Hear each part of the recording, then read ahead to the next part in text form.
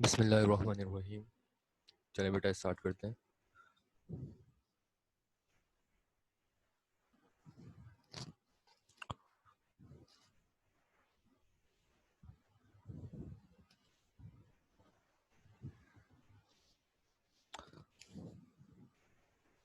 बेटा आज आपका चैप्टर नंबर 8 स्टार्ट होगा, इलेक्ट्रोकेमिस्ट्री, लेक्चर नंबर 24। सबसे पहले तो आप लोगों के पास क्या इलेक्ट्रोकेमिस्ट्री बेसिकली है क्या? देखिए बेटा, electrochemistry it is a branch of chemistry that deals with the relationship between electricity and chemical reaction, with the conversion of electrical energy into a chemical energy and chemical energy into a electrical energy is known as electrochemistry. देखिए बेटा, ये physics की branch है, sorry chemistry की branch है, और इसमें जो है बेसिकली आप इलेक्ट्रिसिटी और केमिकल रिएक्शन के दरमियान में जो आपका एक अट्रैक्शन है, एक रिलेशन है, वो आप पढ़ेंगे कि किस तरह हम जो है वो केमिकल एनर्जी को अपनी इलेक्ट्रिकल एनर्जी में कन्वर्ट कर सकते हैं और इलेक्ट्रिकल एनर्जी को केमिकल एनर्जी के अंदर जो है वो कन्वर्ट कर सकते हैं। देखिए फॉर एग्जांपल आप कोई भी सेल यूज करते हैं तो सेल के अंदर मुख्तलिफ किस्म के केमिकल्स होते हैं। उसमें जो है वो मैग्नीशियम ऑक्साइड होगा, डाइऑक्साइड होगा, इसके अलावा हाइड्रोक्लोरिक एसिड होता है, वैक्स होती है। अब वो सेल जो है आप अपने रिमोट्स वगैरह में इस्तेमाल करते हैं, ठीक है, और उसकी मदद से आप अपने चैनल को चेंज कर रहे होते हैं या एसी के रिमोट को कंट्रोल कर रहे होते हैं या मुख्तलिफ प्रोसेस। तो बेसिकली आप क्या होता है कि आप उस केमिकल एनर्जी को अपनी इलेक्ट्रिकल एनर्जी में कन्वर्ट कर रहे हैं। इसी तरह मुख्तलिफ इलेक्ट्रिकल एनर्जी केमिकल एनर्जी में कन्वर्ट होती है, ठीक है। इलेक्ट्रोलाइसिस प्रोसेस होता है, इलेक्ट्रोप्लेटिंग प्रोसेस होता है, तो उसमें केमिकल्स जो है वो डिकम्पोज हो रहे होते हैं, फॉर्म हो रहे होते हैं। तो ये सारा जो है प्रोसेस जो पढ़ने का नाम है ये आपकी इलेक्ट्रोकेमिस्ट्री है। एक इम्पॉर्टेंट चैप्टर है केमिस्ट्री का, और एग्जामिनेशन पॉइंट ऑफ व्यू से काफ़ी चीज़ें बनती हैं इसमें से। तो सबसे पहले इलेक्ट्रोकेमिस्ट्री पढ़ने से पहले आपको जो है वो डेफिनेशंस आनी चाहिए कि इलेक्ट्रोलाइट और बेसिकली नॉन इलेक्ट्रोलाइट में फ़र्क क्या है। तो बेटा देखें, इलेक्ट्रोलाइट बेसिकली क्या है आपके, the chemical compounds which conduct electricity in molten condition or through its aqueous solution with chemical change is called electrolyte. देखें वो केमिकल कंपाउंड जो इलेक्ट्रिसिटी कंडक्ट करते हैं इन molten condition और through its aqueous solution with chemical change is called electrolyte। कि कोई भी ऐसा कंपाउंड जो इलेक्ट्रिसिटी कंडक्ट करें अपनी molten कंडीशन के अंदर। molten कंडीशन क्या होती है? molten कंडीशन का मतलब है कि जब वो लिक्विड स्टेट में हो, सही है, जब वो सॉलिड से लिक्विड स्टेट में कन्वर्ट हुए हुए हों, तो अगर वो अपने लिक्विड स्टेट में जो है वो जो है करंट पास करते हैं, करंट कंडक्ट कर रहे होते हैं, और उनके अंदर कुछ ना कुछ केमिकल चेंजेस भी आती हैं करंट कंडक्ट करने की वजह से, तो वो आपके इलेक्ट्रोलाइट है। जितने भी एसिड्स हैं, सॉल्ट हैं आपके, वो सारे जो है वो इलेक्ट्रोलाइट है। बट सॉल्ट का क्या होता है कि सॉल्ट अपनी सॉलिड स्टेट में इलेक्ट्रोलाइट नहीं होता, लेकिन जब उसको फ्यूज कर दिया जाए, यानी जब उसको एक्वस फॉर्म में लेकर आया जाए, उसको पानी के साथ मिक्स किया जाए, तो फिर वो electrolyte as a electrolyte behave करता है। तो यहाँ पर कुछ एग्जांपल्स दी हुई हैं इलेक्ट्रोलाइट की कि hydrochloric acid, sulphuric acid, sodium hydroxide, sodium chloride, copper sulphate, यहाँ पर कुछ एसिड्स हैं, कुछ सॉल्ट हैं। तो ये सारे जो है वो इलेक्ट्रोलाइट्स हैं। अच्छा, एक बात ध्यान में रखिएगा कि no substance can be electrolyse unless it conduct electricity, but all the conductors are non electrolyte, are not electrolytes. देखिए बेटा, कोई भी सब्सटेंस जो है, देखें कोई भी सब्सटेंस इलेक्ट्रोलाइट उस वक्त तक नहीं बन सकता जब तक वो इलेक्ट्रिसिटी कंडक्ट ना करे, सही है। इलेक्ट्रोलाइट होने के लिए यह बात लाजमी है कि वो करंट पास करेगा, इलेक्ट्रिसिटी कंडक्ट करेगा, तभी वो इलेक्ट्रोलाइट होगा। लेकिन जितने भी कंडक्टर्स होते हैं ज़रूरी नहीं है कि वो इलेक्ट्रोलाइट भी हों। कंडक्टर हम किसको कहते हैं? कंडक्टर की आप लोगों ने फिजिक्स भी आप लोग पढ़ रहे हैं तो उसमें डेफिनेशन पढ़ी है कि कंडक्टर बेसिकली क्या होते हैं, वो तमाम चीज़ें जो करंट पास करें अपने अंदर, जिनके अंदर एबिलिटी हो कि वो करंट पास कर सकती हैं, वो सारे कंडक्टर हैं। बट बेटा ये जहन में रखिएगा कि हर कंडक्टर इलेक्ट्रोलाइट नहीं होता, सही है। हर कंडक्टर इलेक्ट्रोलाइट नहीं होता, क्योंकि इलेक्ट्रोलाइट के लिए ये रूल होना ज़रूरी है। इलेक्ट्रोलाइट के लिए ये रूल होता है कि जब हम उसमें से करंट पास करते हैं तो करंट पास करने की वजह से उसके अंदर कुछ ना कुछ केमिकल चेंज आता है, वो डिकम्पोज होता है, वो अपने बॉन्ड को ब्रेक करता है, वो अपने चार्जेस या फिर आयंस को लॉस करता है। ठीक है, तो हर कंडक्टर अगर वो अपने बॉन्ड को ब्रेक नहीं कर रहा, वो अपने चार्जेस या आयन को लॉस नहीं कर रहा, तो इसका मतलब है कि वो करंट इलेक्ट्रोलाइट नहीं है। ठीक है, वो सिर्फ कंडक्टर है, वो करंट पास कर सकता है बट वो इलेक्ट्रोलाइट नहीं है। फॉर एग्जाम्पल बेटा एक मेटल की रॉड है आपकी, आयरन की रॉड ले लें, ठीक है, कॉमन मेटल है। अब आयरन की रॉड पर अगर आप किसी तार को लपेटें और करंट पास करें तो वो पूरी रॉड करंट पास करेगी। ठीक है, उस पूरी रॉड पे जो है वो करंट सर्कुलेट होना शुरू हो जाएगा, क्योंकि वो आयरन जो है एक बेहतरीन कंडक्टर है। ठीक है, बट आयरन जो है वो अपने चार्जेस को लॉस नहीं करेगा। जब आप उस रॉड के ऊपर करंट पास कर रहे होंगे तो रॉड डिकम्पोज नहीं होगी, रॉड अपनी फिजिकल स्टेट को चेंज नहीं करेगी। फॉर एग्जांपल वो सॉलिड से लिक्विड में कन्वर्ट नहीं होगी। ठीक है, आयरन के अंदर जो चार्जेस हैं, जो इलेक्ट्रॉन्स हैं, वो लॉस नहीं होंगे, ना वो किसी किस्म के इलेक्ट्रॉन गेन करेगा। ठीक है, वो रॉड जिस तरीके से रखी हुई है वैसे ही रखी रहेगी, बेशक आप उसके ऊपर पूरा साल करंट पास करें, बट उस रॉड की फिजिकल स्टेट पर या केमिकल स्टेट पर किसी किस्म का कोई फर्क नहीं आएगा, वो जस्ट करंट पास करेगी। ठीक है, तो आयरन की रॉड कंडक्टर तो है बट इलेक्ट्रोलाइट नहीं है, क्योंकि इलेक्ट्रोलाइट के लिए उसकी फिजिकल स्टेट पर या फिर उसकी केमिकल स्टेट के ऊपर कोई ना कोई फर्क आना लाजमी है। ठीक है, देखें ज्यादातर इलेक्ट्रोलाइट जो हैं, या आप ये भी कह सकते हैं कि all electrolytes are ionic compounds और polar compounds like acid and bases. देखें जितने भी इलेक्ट्रोलाइट हैं या तो वो प्योर आयोनिक कंपाउंड होते हैं या फिर वो पोलर होते हैं। ठीक है, पोलर का मतलब क्या है कि पार्शियली आयोनिक, कुछ ना कुछ उनमें आयोनिक प्रॉपर्टीज होंगी और कुछ उसमें कोवलेंट प्रॉपर्टीज होंगी, बट वो प्योर कोवलेंट कंपाउंड नहीं होते, वो प्योर कोवलेंट या फिर नॉन पोलर कंपाउंड नहीं होते। क्योंकि बेटा ये रूल है कि कोई भी नॉन पोलर कंपाउंड या कोवलेंट कंपाउंड करंट पास नहीं करता, क्योंकि उसके अंदर वो एबिलिटी होती ही नहीं है करंट पास करने की। तो लिहाजा जितने भी सॉल्ट्स हैं या आयोनिक कंपाउंड्स हैं वो सारे आपके सॉलिड होते हैं। ठीक है, और अच्छा एक बात और, ये जो आयोनिक कंपाउंड होते हैं स्पेशली इनमें सॉल्ट, ये अपनी सॉलिड स्टेट में करंट पास नहीं करते बट लिक्विड स्टेट में करंट पास करते हैं। ठीक है, क्योंकि आपको मैंने जो है वो करंट पास करने का एक रूल चैप्टर नंबर 4 में अगर आपको याद हो तो पढ़ाया था कि कोई भी ऑब्जेक्ट करंट पास क्यों करता है। तो उसकी वजह ये होती है बेटा, सबसे पहले तो आप लोग बताएं, आप दोनों में से किसी को याद है कि कोई भी ऑब्जेक्ट करंट पास क्यों करता है, क्या रीजन होता है उसका? आयशा और हुरमानो।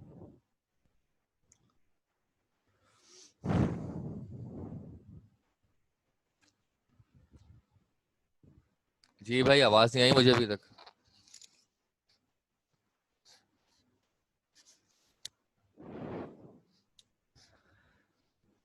बेटा एक तो आप लोग क्लास में जरा एक्टिव रहा करें, और दूसरा कि कोई भी कंपाउंड करंट पास उस वक्त इस वजह से करता है क्योंकि उसके अंदर फ्री इलेक्ट्रॉन मौजूद होते हैं। सही है, जो रिस्पॉन्सिबल होते हैं उस करंट के फ्लो के। ठीक है, हर कंपाउंड के अंदर फ्री इलेक्ट्रॉन नहीं होते, बट वो कंपाउंड जो करंट पास करने की एबिलिटी रखते हैं, जो कि आपके कंडक्टर्स होते हैं, तो वो बेसिकली क्या होता है कि उनमें जो है वो फ्री इलेक्ट्रॉन होते हैं, और फ्री इलेक्ट्रॉन का काम क्या होता है कि वो किसी किस्म की बॉन्डिंग में हिस्सा नहीं ले रहे होते, बल्कि वो फ्रीली पूरे सरफेस के ऊपर मूव करते हैं। ठीक है, और जब करंट के चार्जेस हम उनके ऊपर पास कर रहे होते हैं तो वो करंट के चार्जेस को अपने पास स्टोर करके, और जब वो सरफेस पर मूव करते हैं तो उन चार्जेस को रिलीज करते चले जाते हैं। ठीक है, जिसकी वजह से करंट एक जगह से दूसरी जगह जो है वो मूव कर रहा होता है, और थोड़ी ही देर में पूरी सरफेस पर करंट सर्कुलेट करना शुरू कर देता है because of these free electron. दूसरा मैंने ये भी बताया था कि जितना आपकी बॉन्डिंग स्ट्रांग होगी करंट उतना ही कम पास होगा। उसकी वजह यह है कि करंट को पास होने के लिए भी जो है कोई ना कोई स्पेस चाहिए होती है, स्पेस रिक्वायर्ड होती है करंट को पास होने के लिए, कि जब वो पास होता है तो कहीं ना कहीं उसमें गैप हो। अब देखें, आपको बताया कि जितने भी आयोनिक कंपाउंड होते हैं उनके दरमियान की बॉन्डिंग बहुत स्ट्रांग होती है, वो टाइटली एक दूसरे के साथ पैक्ट होते हैं। अब जब वो टाइटली पैक्ट होते हैं तो उनमें जाहिर सी बात है किसी किस्म का स्पेस नहीं होता, जैसे जो भी सॉल्ट होगा NaCl हो गया, कॉपर सल्फेट हो गया, तो इनमें स्पेस नहीं होता। यही वजह है कि सॉलिड स्टेट में अगर आप इनमें करंट पास करने की कोशिश करो तो ये करंट पास नहीं करते, क्योंकि इनमें स्पेस नहीं है। तो जो करंट के चार्जेस होते हैं उनको उनके अंदर उस सब्सटेंस के अंदर, जैसे सॉल्ट के अंदर, इन्फिल्ट्रेट नहीं कर पाते वो, ठीक है, उनके साथ मिक्स नहीं हो पाते। वो मॉल्टिन स्टेट में करंट पास करते हैं। मॉल्टिन स्टेट का मतलब क्या है कि उसी सॉल्ट को आप मेल्ट कर दो, ठीक है, या तो उसको पानी के साथ मिक्स कर दो, तब भी उसका बॉन्ड ब्रेक हो जाएगा, उसके दरमियान में जो गैप है वो थोड़ा सा इंक्रीज हो जाएगा, और थोड़ा सा बॉन्ड जो बहुत ज्यादा टाइट हुआ हुआ है वो बॉन्ड थोड़ा सा लूज हो जाएगा, जिसकी वजह से करंट के चार्जेस को आगे जाने में और उसके अंदर मिक्स होने में आसानी होगी। तो या तो आप उसको उसका एक्वस सॉल्यूशन बना दो, यानी उसको पानी में मिक्स कर दो, तब वो करंट पास करेगा, या फिर आप उसको टोटली जो है वो मेल्ट कर दो, पूरे सॉल्ट को मेल्ट कर दो, तब भी क्या होगा कि उसका बॉन्ड थोड़ा सा वीक हो जाएगा, और वीक होने के बाद जो है वो इजीली करंट पास कर लेगा आगे, ठीक है। तो ये हो गया आपका बेसिकली इलेक्ट्रोलाइट का जो कॉन्सेप्ट है। अब इसके बाद आपके पास आते हैं नॉन इलेक्ट्रोलाइट।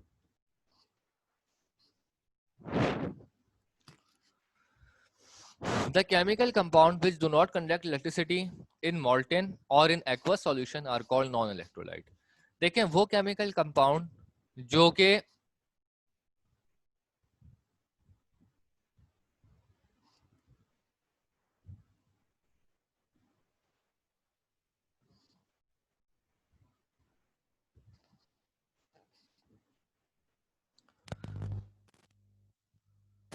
बेटा अब आ रही है क्लियर आवाज आयशा?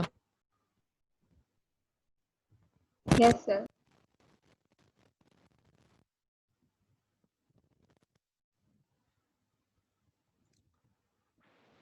जी बेटा अब आ रही है क्लियर आवाज? Yes sir.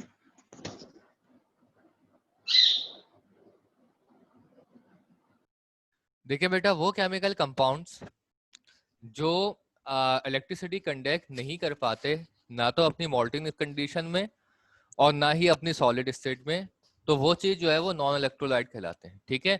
वैसे तो जितने भी कोवलेंट कंपाउंड्स होते हैं उनमें से ज्यादातर जो है वो अपने लिक्विड स्टेट में ही एग्जिस्ट करते हैं, क्योंकि कोवलेंट कंपाउंड जो है बॉन्ड आपका वीक बॉन्ड है और उसके दरमियान की जो बॉन्डिंग है वो बहुत ज्यादा टाइट नहीं होती।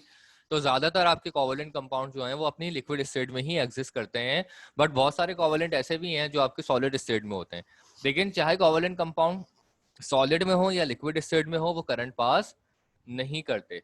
तो वो केमिकल कंपाउंड जो कि करंट पास नहीं करते ना तो अपनी इन मॉल्टिन और इन एक्वस सॉल्यूशन दोनों फॉर्म में, तो वो जो है आपके नॉन इलेक्ट्रोलाइट है, just like sugar, petrol, benzene etcetera, ये सारे आपके नॉन इलेक्ट्रोलाइट हैं। और अगर देखा जाए तो ये सारे ही जो हैं, जैसे पेट्रोल, बेंजीन, ईथर, अल्कोहल, ये सारे ही जो हैं वो नॉन इलेक्ट्रोलाइट तो हैं, लेकिन साथ साथ सारे ही जो हैं वो कोवलेंट बॉन्ड भी फॉर्म करते हैं, ठीक है। तो ये भी ध्यान में रखिएगा कि ये सारे नॉन इलेक्ट्रोलाइट तो हैं, लेकिन साथ साथ ये सारे ही कोवलेंटली बॉन्डेड हैं, ठीक है, इनका नेचर जो है ये कोवलेंट है। तो movement of the ions of an electrolyte to electrolyte towards their respective electrons and their deposition or liberation as neutral species under the influence of electric current is called electrolysis। अच्छा देखें, अब यहाँ पर ये तो आपका नॉन इलेक्ट्रोलाइट हो गया, तो हम इन शॉर्ट ये कह सकते हैं कि जितने भी कोवलेंट कंपाउंड्स आपके वो सारे के सारे नॉन इलेक्ट्रोलाइट हैं, बिकॉज क्योंकि इनके अंदर ना तो फ्री इलेक्ट्रॉन का कोई मैकेनिज्म होता है जो अपने जो है वो ट्रांसफर कर सकें अपने इलेक्ट्रॉन्स को,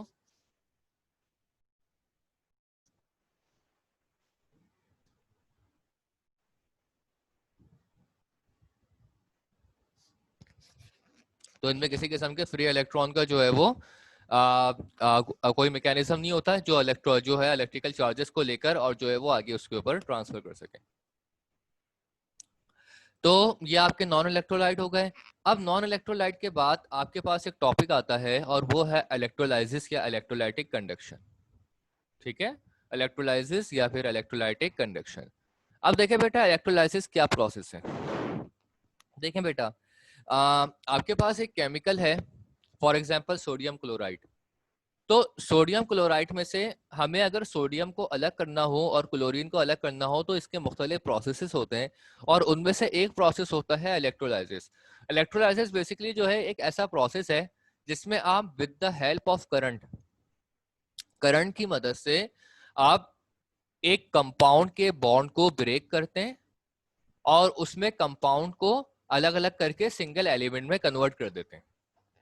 फॉर एग्जाम्पल सोडियम क्लोराइड आपके पास एक कंपाउंड है, ठीक है, आप with the help of electric current उसके बॉन्ड को ब्रेक करेंगे और ब्रेक करने के बाद उस कंपाउंड को सिंगल एलिमेंट में कन्वर्ट कर देंगे, यानी सोडियम को अलग कर दिया आपने और क्लोरीन को अलग कर दिया।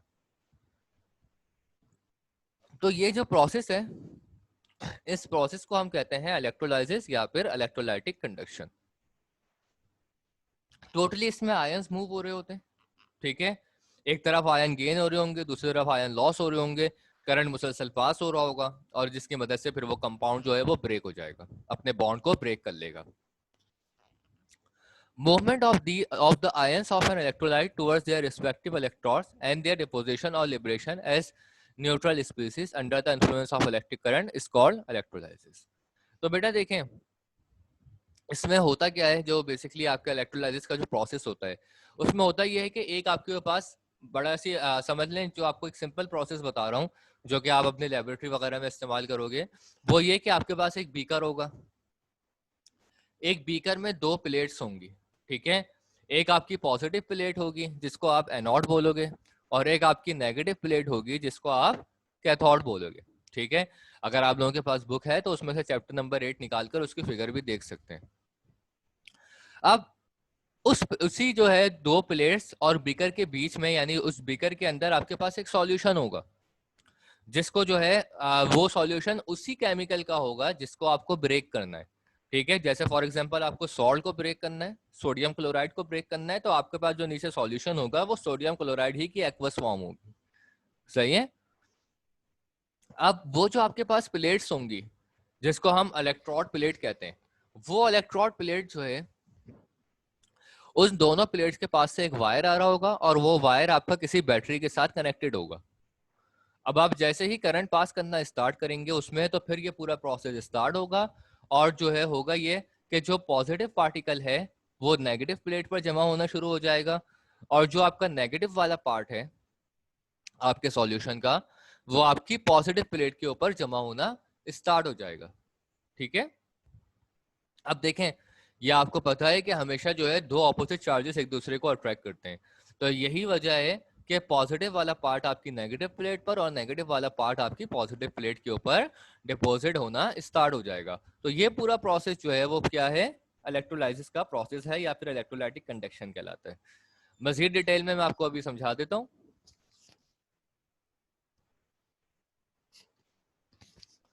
The cell used for the reaction to occur by passing electric current is called electrolytic cell. Thus, electrolytic cell is a device which is used to convert electrical energy into chemical energy. A non-spontaneous chemical reaction takes place by the loss and gain of electrons. For example, a device or electroplating of or electrolysis of water in the presence of an acid. The process is called electrolysis or electrolytic conduction. देखें बेटा, अब ये जो आपका पूरा mechanism बना हुआ है ना, जो आपका वर्किंग स्ट्रक्चर, जो आपकी पूरी कंस्ट्रक्शन बताइए आपको कि आपके पास एक बीकर होगा और दोनों तरफ जो है वो इलेक्ट्रोड प्लेट्स होंगी और वो दोनों प्लेट्स जो हैं वो आपकी किसी बैटरी टर्मिनल सोर्स से कनेक्ट होंगी। तो इस पूरे जो आपका पास ये पूरा जो आपने स्ट्रक्चर बनाया हुआ है, पूरा जो आपका सर्किट बना हुआ है, इसको हम कहते हैं इलेक्ट्रोलाइटिक सेल, सही है। इस पूरे स्ट्रक्चर को हम क्या कहते हैं, इलेक्ट्रोलाइटिक सेल। और इसका काम क्या है कि ये आपकी बेसिकली इलेक्ट्रिकल एनर्जी को केमिकल एनर्जी में कन्वर्ट कर रहा है, ठीक है। क्योंकि देखिए बेटा हो क्या रहा है, आप बेसिकली पास तो करंट कर रहे हैं जो कि आपकी इलेक्ट्रिकल एनर्जी है, लेकिन आपके जो सब्सटेंस हैं आपके करंट पास करने की वजह से जो इन्फ्लुएंस हो रहा है वो अल्टीमेटली केमिकल एनर्जी पर हो रहा है, सही है, क्योंकि सॉल्ट आपकी केमिकल फॉर्म है, ठीक है। अब वो सॉल्ट ब्रेक हो रहा है तो वो आपकी जो इसके ऊपर अल्टीमेटली इफेक्ट पड़ रहा है वो आपकी केमिकल एनर्जी पर पड़ रहा है। अब ये प्रोसेस टोटल होता किस तरीके से है वो मजीद डिटेल में यहाँ पे बता रहा हूँ कि sodium chloride salt does not conduct electricity in the solid state. जैसा कि आपको बताया था कि salt sodium chloride basically ionic compound है, सॉलिड स्टेट में करंट पास नहीं करता। To make it conduction electricity either fuse और मेल्ट द सॉल्ट और dissolve in it in water. So there are two ways of doing electrolysis of sodium chloride. We are doing electrolysis of sodium chloride देखिए बेटा, तो यहाँ पर आपके पास sodium chloride को या तो, अब अगर आपको इसमें से करंट पास करवाना है तो आपके पास मुख्तलिफ ऑप्शन है, या तो उसको आप मेल्ट कर दो सोडियम क्लोराइड को और फिर करंट पास करा लो, तब भी करंट पास हो जाएगा, या फिर उसको पानी में मिक्स कर दो। सोडियम क्लोराइड जो है मेल्ट होता है आपका 800 डिग्री सेंटीग्रेड पर, ठीक है, इसका मेल्टिंग पॉइंट हाई होता है। और मेल्ट होने का मतलब है कि अब इसमें पानी मिक्स नहीं है, ये सिर्फ सोडियम क्लोराइड ही की लिक्विड फॉर्म है, ठीक है, सोडियम क्लोराइड ही की लिक्विड फॉर्म है, जिसको हम मॉल्टिन फॉर्म कहते हैं, ठीक है। मेल्टिंग फॉर्म या मॉल्टिन फॉर्म जो होती है वो एक ही कंपाउंड ही की मिक्स फॉर्म होती है, उसमें पानी नहीं होता। एक्वस फॉर्म का मतलब ये है कि उसमें पानी मिक्स है, और मॉल्टिन या फिर मॉल्टिन फॉर्म का मतलब ये है, या मेल्टेड फॉर्म का मतलब ये है कि उसमें पानी मिक्स नहीं है, बल्कि वही कंपाउंड अपने लिक्विड फॉर्म में कन्वर्ट हुआ हुआ है। जैसे कि आपने इन दोनों में बेटा डिफरेंस रखिएगा, क्योंकि बार बार ये वर्ड यूज होगा, एक जगह मॉल्टिन का एक जगह एक्वस का। तो एक्वस की जहां पर बात हो रही है, इसका मतलब है कि उसमें पानी मिक्स हुआ हुआ है, ठीक है। तो बेसिकली मेल्ट नहीं हुआ, बल्कि आपने उसको डिसॉल्व कर दिया है। जैसे सिंपल हम घर में कर सकते हैं कि पानी में जो है वो नमक डाल दिया और उसको मिक्स किया, नमक गायब हो गया और वो पानी में डिसॉल्व हो गया, तो वो उसकी एक्वस फॉर्म है। ऐसे केस में भी वो करंट पास कर देगा। लेकिन मॉल्टिन क्या है कि वो ही नमक है और उसमें पानी मिक्स नहीं है, और आपने उसको जो है वो सिंपल मेल्ट कर दिया है, ठीक है, तो वो उसकी मॉल्टिन फॉर्म कहलाती है। सही है, जैसे किसी आयरन को, किसी लोहे को मेल्ट कर दें, किसी सोने को मेल्ट कर दें, ठीक है, तो वो उनकी मॉल्टिन फॉर्म है। तो सोडियम क्लोराइड मेल्ट होता है आपका 800 डिग्री सेंटीग्रेड पर। It is easy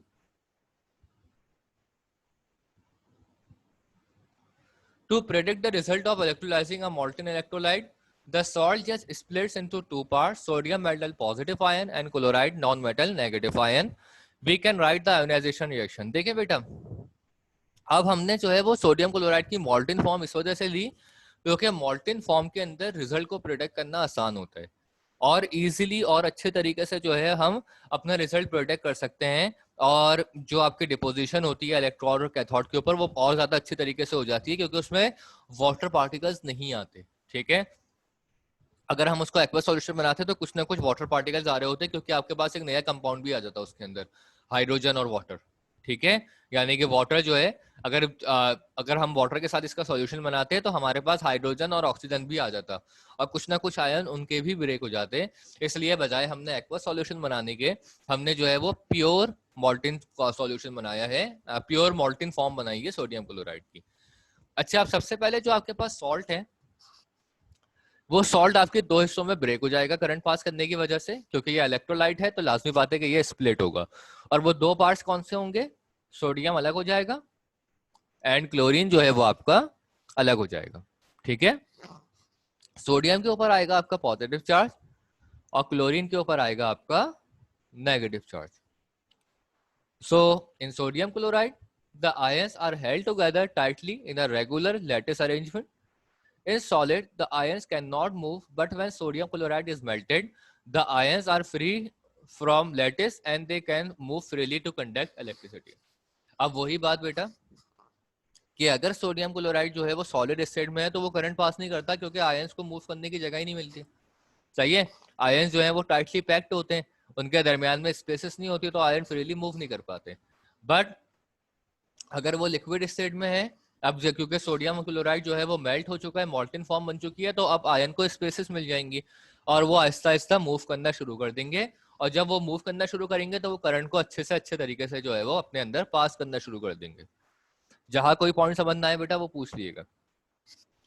Some fused NaCl is taken in an electrolytic cell. In a glass vessel, two platinum rod electrodes are dipped into the used salt NaCl. The two electrodes are connected to a source of electricity, that is to battery outside the cell by wires. The electrode connected to the negative, that is to the battery outside the cell by wires. The electrode connected to the positive terminal of the battery is called anode. देखिए बेटा, इसमें क्या है कि आपके पास fuse आपने NaCl solution लिया। अब तो ये पूरा उन्होंने स्ट्रक्चर बेसिकली उस ऑपरेटर्स का जो है वो डिफाइन किया है कि फ्यूज इलेक्ट्रोलाइटिक सॉल्यूशन, जो भी आपका इलेक्ट्रोलाइटिक सेल है उसके अंदर आपने फ्यूज NaCl लिया। सेल में आपने दो प्लेटिनियम रॉड्स का इस्तेमाल किया, इलेक्ट्रोड्स का, और वो दोनों जो है उस सॉल्यूशन में डिप्ड हुई है, ठीक है। इस तरीके से डिप हुई हैं कि आधी रॉड जो है वो अंदर होगी और आधी रॉड जो होगी वो बाहर होगी। उन दोनों रॉड्स के साथ वायर कनेक्टेड है और वो वायर जो है वो अल्टीमेटली आपका किसी इलेक्ट्रिकल सोर्स के साथ जा रहा होगा। आमतौर पे सोर्स जो होती है वो आपकी बैटरी होती है, तो यानी वो किसी सेल के साथ या किसी बैटरी के साथ कनेक्ट होगा। ठीक है, अब ये आपके पास जो है वो सेल के साथ कनेक्ट हो गया। ठीक है, आपकी दोनों इलेक्ट्रोड रॉड्स जो हैं वो डिप हो गई NaCl सॉल्यूशन के अंदर और अब जो है वो करंट पास होना स्टार्ट हो जाएगा। एक रॉड आपकी पॉजिटिव रॉड होगी, ठीक है, जिसको हम कहेंगे आपकी एनोड, और एक रॉड आपकी नेगेटिव रॉड होगी जिसको आप कहेंगे cathode. When an electric potential is applied through the molten sodium chloride salt, the electrolysis starts. The positive ion cations are attracted towards cathode, and the negative ions anions are attracted towards anode.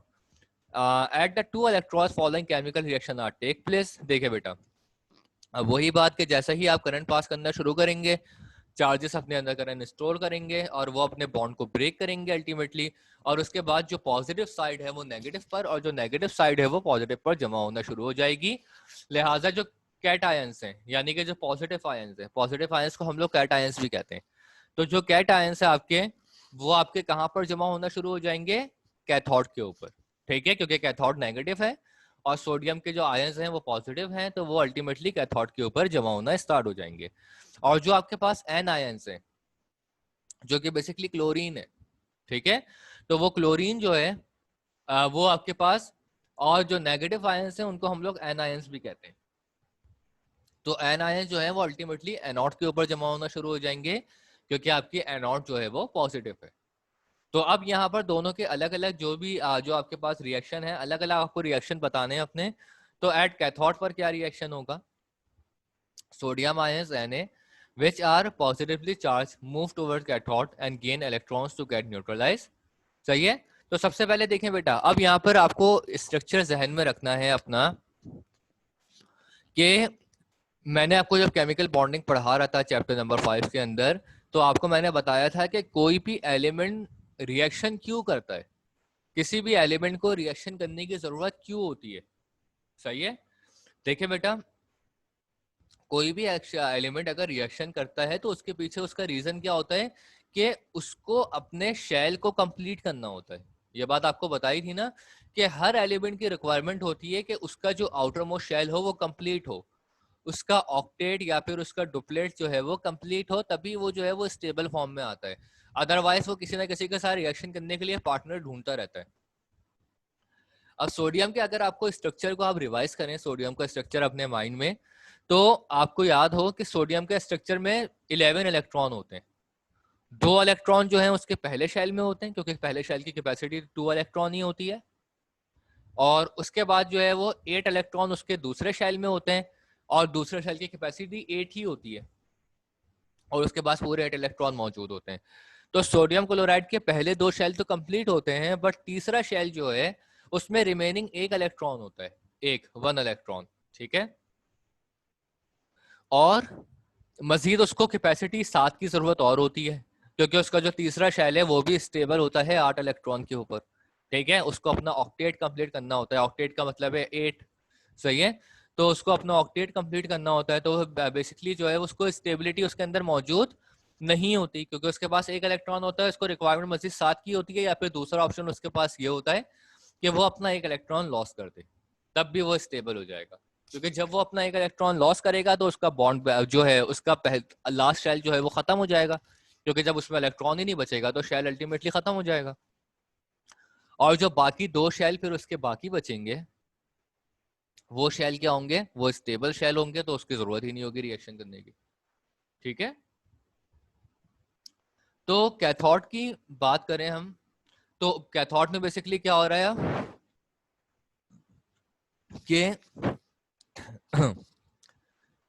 Sodium के पास जो वो free जो 1 electron extra मौजूद है जो basically उसको unstable कर रहा है, और जिस इलेक्ट्रॉन को सोडियम को लॉस करना है, तो होता ही है कि जैसे ही हम करंट पास करते हैं तो सोडियम अपना वो 1 इलेक्ट्रॉन जो है वो लॉस कर देता है, और जब वो अपना 1 इलेक्ट्रॉन लॉस करता है तो सोडियम एकदम जो है वो स्टेबल फॉर्म में आ जाता है, समझने सुकून में आ जाता है, क्योंकि जो है उसके पास रिमेनिंग अब जो इलेक्ट्रॉन बचते हैं वो एक इलेक्ट्रॉन लॉस करने के बाद कितने बचते हैं, 10 इलेक्ट्रॉन। और 10 इलेक्ट्रॉन उसके शेल में बिल्कुल फिट हो जाते हैं, 2 इलेक्ट्रॉन पहले शेल में और 8 इलेक्ट्रॉन जो है वो सेकंड शेल के अंदर। तो इस तरीके से सोडियम स्टेबल हो जाता है और वो अपना एक इलेक्ट्रॉन लॉस कर देता है। अब वो जो एक इलेक्ट्रॉन है, वो एक इलेक्ट्रॉन जाता कहाँ पर है, कैथोड के ऊपर, क्योंकि उसको जमा होना होता है कैथोड के ऊपर। ठीक है, क्योंकि वो इलेक्ट्रॉन क्योंकि जो अपना वो लॉस कर रहा है तो वो जाकर कैथोड के ऊपर जमा हो जाएगा। Thus, Na ions are discharged at cathode and form neutral molten sodium metal.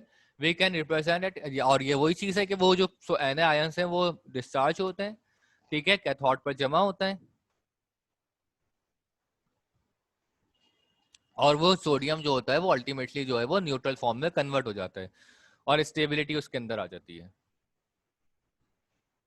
अब इसके बाद हम एनोड की बात करें तो बेटा एनोड के लिए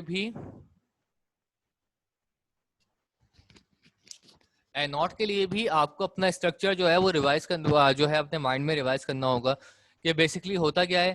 chloride ions which are negatively charged move towards anode. That is, chlorine ions have 1 electrons in excess. The anode has a shortage of electrons and it's positively charged. When chlorine ions arrive at anode, forming neutral chlorine atoms, but we know that chlorine's atom do not exist in free state. They combine from chlorine molecules, so chlorine ion discharge at the anode to liberate Cl2 gas by the loss of electrons at anode. देखिए बेटा होता क्या है कि chlorine ion आपको पता है कि वो नेगेटिवली चार्ज है, और नेगेटिवली चार्ज क्यों है, क्योंकि क्लोरीन के पास टोटल नंबर ऑफ इलेक्ट्रॉन्स कितने होते हैं। सबसे पहले तो आपको ये याद होना चाहिए कि टोटल नंबर ऑफ इलेक्ट्रॉन उसके पास 17 होते हैं, ठीक है, 2 पहले शेल में, 8 दूसरे शेल में और 7 तीसरे शेल में। यानी तीसरा शेल को कंप्लीट करने के लिए उसको सिर्फ एक इलेक्ट्रॉन रिक्वायर्ड होता है, ठीक है, अपने अंदर स्टेबिलिटी लाने के लिए और अपने तीसरे शेल को कंप्लीट करने के लिए उसको एक इलेक्ट्रॉन रिक्वायर्ड होता है। अब होता यह है कि और इस वजह से वो नेगेटिवली चार्ज होता है क्योंकि उसको एक इलेक्ट्रॉन की नीड होती है। अब उसके बाद chlorine ions have 1 electron in excess. अच्छा, अब क्या होगा, ये क्लोरीन जो है वो अल्टीमेटली एनोड की तरफ जाता है, सही है। The anode has a shortage of electron and it is positively charge. When chlorine ions arrive at anode forming neutral chlorine atom, but we know chlorine, देखें अब बेसिकली क्या है कि क्लोरीन आयन जो है वो एनोड की तरफ जाएगा। अब एनोड जो है वो बेसिकली क्या है आपके पास पॉजिटिवली बिहेव कर रहा है, ठीक है।